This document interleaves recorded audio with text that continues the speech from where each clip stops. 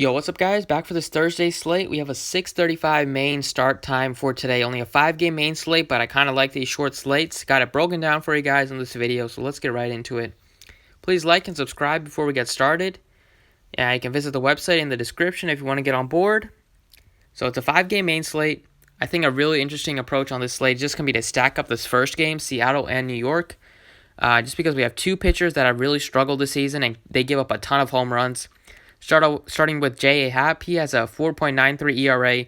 His strikeouts are way down this year. He's on the decline. He's getting up there in age. Only has 38 innings pitched. He only has 27 strikeouts.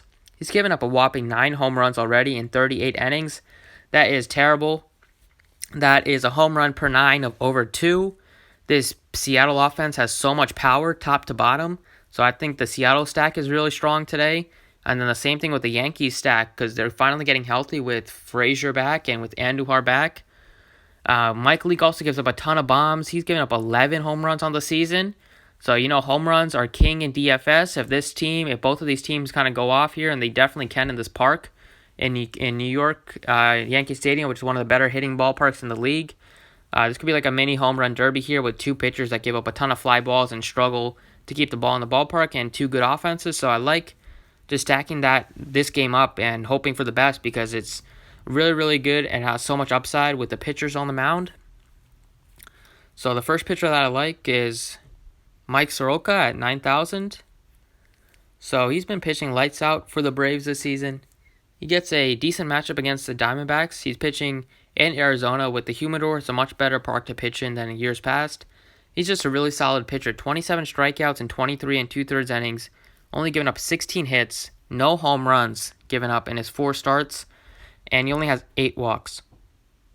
So I think he's a really strong play against this Diamondbacks offense that they do have some strikeouts in it, and he's just been a really, really good pitcher. So at 9,000, I like him a lot, especially with Corbin having to face the Dodgers. I think Corbin's in play, but I'll probably play him in GPPs.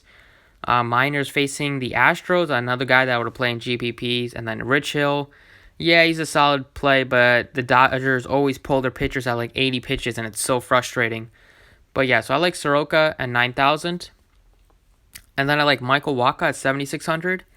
I think Wacha will finally figure it out soon. He's never been this bad with the walks, but this season he has 21 walks already on the season in just 31 innings. That is not good. That's a way to really not be able to pitch deep into games at all, and he hasn't really been pitching deep. He just hasn't gone over 6 innings yet.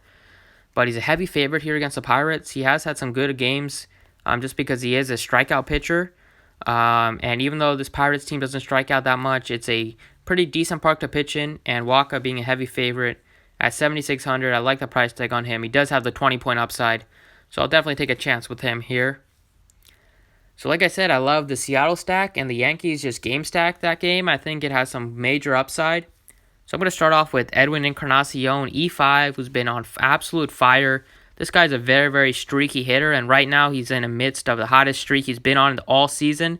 4 home runs his past 5 games.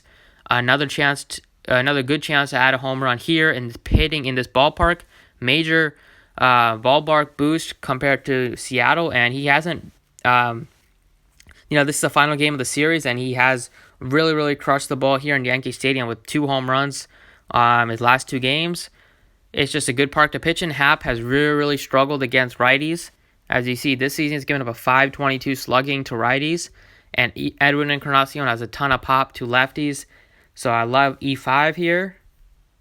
Next up at third base, I love Ryan Healy. He's only 3,700. He's going to be kind of low owned because nobody really plays guys that hit near the bottom of the order, but this guy has major upside. He has 30. Last game he went off for 33 DraftKings points. He has absolutely crushed J.A. Happ in his career. He has 3 home runs and 5 at-bats or 6 at-bats. It's a really small sample size, like 5 or 6 at-bats, but he has 3 bombs against Happ. He crushes lefties, and he's just been a solid hitter. He's been heating up as of late. His batting average is up to almost 260. He has a lot of pop as well. At 3,700, dual position eligibility at that price tag, I'll definitely take advantage of him. Another cheap Mariner that I like is Tim Beckham, 3,800. So Beckham is a really, really good hitter against lefties. He's just been a solid hitter this season for the Mariners. He has a ton of power and upside.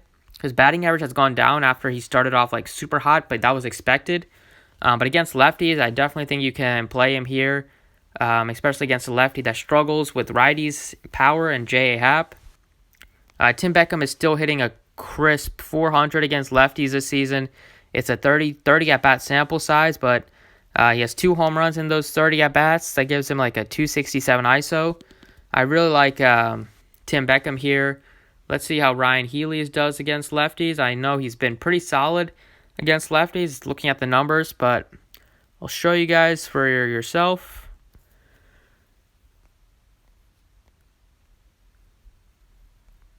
So yeah, he's hitting 258 against lefties this season in a small sample size. So much better hitter against lefties than righties so far this season. I think he's a really strong play. And then the Yankee outfielder that I like is, a bunch of the top ones are banged up still with Judge and Stanton, but I like Frazier, 4,500. He has power, which I really want to I want to get everybody from this game that has power, and Clint Frazier definitely has a ton of power, especially compared to like Brett Gardner, who's priced right about the same price tag as him. Coming back from an injured list, he's come back. This is like his 4th game back. He hasn't really got it going. He has hits in back-to-back games, though. He has a lot of power in this ballpark. You don't need to hit it that hard for it to go out of the park. He strikes out a lot, but he has 19 Ks and 80 at-bats, almost 20%. But Leake isn't much of a strikeout guy. He gives up a lot of fly balls, and I think Frazier, the way he's been hitting the baseball this season, that just amount of upside he has, I think is a good play. So there you have it. Those are the picks. We still have $4,000 left to fill it out. But if you liked the video, you can drop a like and subscribe. Thanks for watching, and good luck today.